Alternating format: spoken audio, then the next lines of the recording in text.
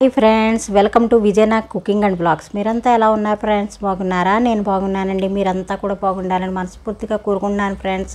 నేనైతే గురువారం నాడే శుభ్రంగా అన్నీ తోమేసుకుని పక్కన పెట్టుకున్నానండి. పైగా రోజు మహాలయ అమావాస్య, అలాగే సూర్యగ్రహణం కూడా వచ్చింది కదా, మొత్తం అన్నీ కూడా శుభ్రంగా చేసేసుకుని పక్కన పెట్టేసుకున్నాను. ఈ 15 రోజులుగా అయితే నేను బాగా సఫర్ అయ్యానండి.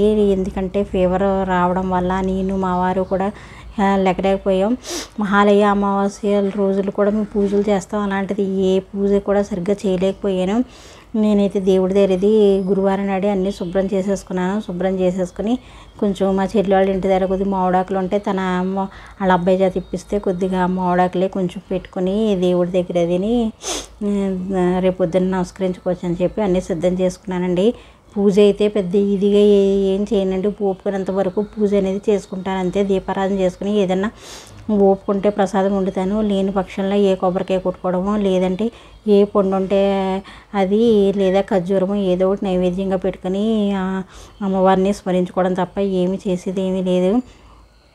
గురువారం నైటే ఇలాగా శుభ్రం చేసేసుకొని అన్నీ కూడా శుభ్రం చేసేసుకున్నానండి. ఇల్లు అవి కూడా తడిగుడ్లు పెట్టుకున్నాను. ఇలా మనకి ఫస్ట్ రోజు కదా, అందుకే ఇలాగ చేసుకున్నాను. కొంచెం దేవుడి దగ్గర అయితే పువ్వులు అవి కొంచెం ఉన్నవే అవే అలంకరించేసుకుని పళ్ళు పెట్టుకుని నైవేద్యంగా పెట్టుకున్నానండి. కొబ్బరికాయ అరటి పళ్ళు ఉంటాయి, అవే పెట్టుకున్నాము. అమ్మవారికి అయితే మామూలుగానే స్మరించుకుని దండం పెట్టుకున్నామండి. ప్రత్యేకించి 10 రోజులు ఎప్పుడు చేసేవాళ్ళం, కానీ ఈసారి అయితే చేసే ఓపిక కూడా లేదు. బాగా నీరసంగా అయితే ఉంటుంది. అందువల్ల ఏ ఓపిక ఉన్నప్పుడే మనం చేసుకోవాలి పూజ అని నేను నిర్ణయించుకున్నాను. ఈ మధ్యకాలంలో వీడియోస్ కూడా పెట్టలేకపోతున్నాను ఫ్రెండ్స్. చాలా నీరసంగా అయితే ఉంటుందండి. వాయిస్ ఓవర్ ఇవ్వాలన్నా సరే గట్టిగా మాట్లాడాలి. బాగా నీరసం ఎక్కువ ఉండడం వల్ల నేను వాయిస్ ఓవర్ కూడా ఇవ్వలేనేమో అన్న ఉద్దేశంతో వీడియోస్ కూడా నేను ఏమీ షూట్ చేయలేకపోతున్నాను. అలాగే ఇంట్లో కూడాను ఏదో సింపుల్గానే ఏదో ఒక కర్రీ వండుతుంటే మా వారు ఏ మజ్జిగ తీసుకురావడమో, లేదంటే ఏ చారో కాస్తుంటే ఏదో ఒకటి ఆయన ఏ ఫ్రైయో చేస్తుంటే అలాగా ఇది అవ్వడం తప్ప ప్రత్యేకించి వంటకం కూడా ఏమీ చేయలేకపోతున్నానండి. అందుకే నేను వీడియోస్ అవి పెట్టలేకపోతున్నాను ఫ్రెండ్స్.